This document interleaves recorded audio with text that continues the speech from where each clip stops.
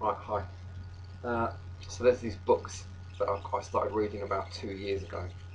Um, the Malazan book of the Fallen, and there's two authors, um, Stephen Erickson and Ian E. Esselmont. Anyway, they both begin with E. Erickson and Esselmont, and there's about 15 of them.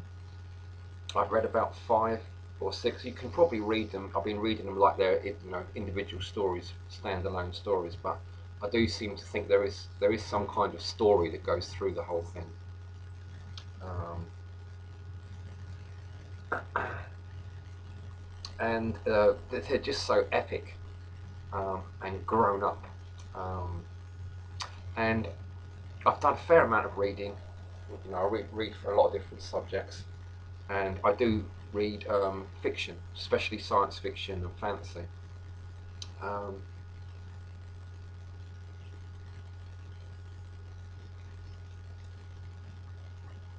and these books are like, to me, they're in their own category. They're in like the top of the most top category as far as books are concerned.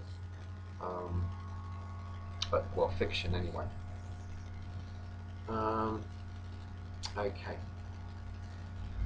right. So they've just got everything, like that, and it's difficult to start talking about them, like. But there are things that relate to my work in certain respects, in terms of like magic, dealing with other like energy realms, and people, like how some people can become like gods.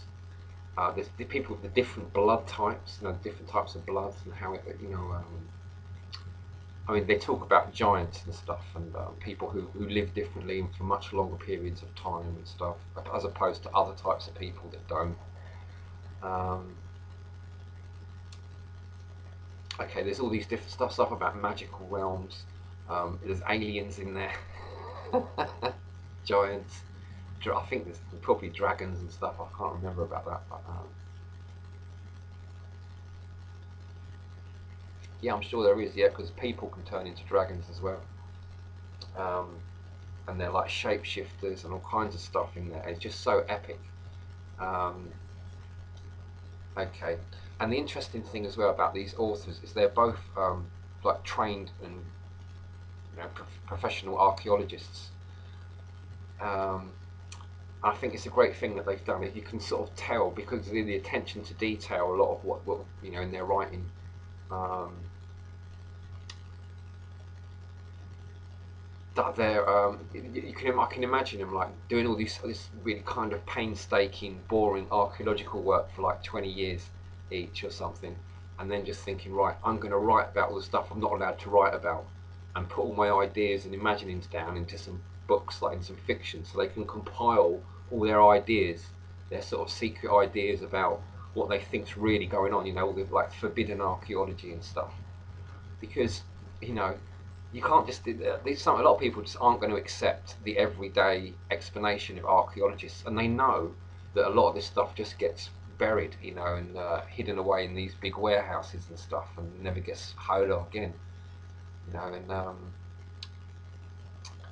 so it's interesting for some actual, real, imaginative, serious archaeologists who are properly trained and have done work all around the world to then write fictional books, because they can really sort of let themselves go with what they've been, all this pent up uh, ideas and stuff they've been thinking. What is all this stuff that we don't know about, and what does it all mean? What have these people been doing?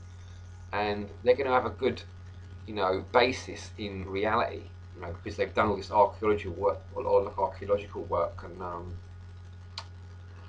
a lot of if they wanted to publish their ideas, like von Daniken done and stuff, they would just, they'd be ridiculed, and um, this just seems like the obvious thing to do. I've noticed this is one of the reasons I read fiction, is because you can put ideas in fiction that you wouldn't otherwise be able to get published, because the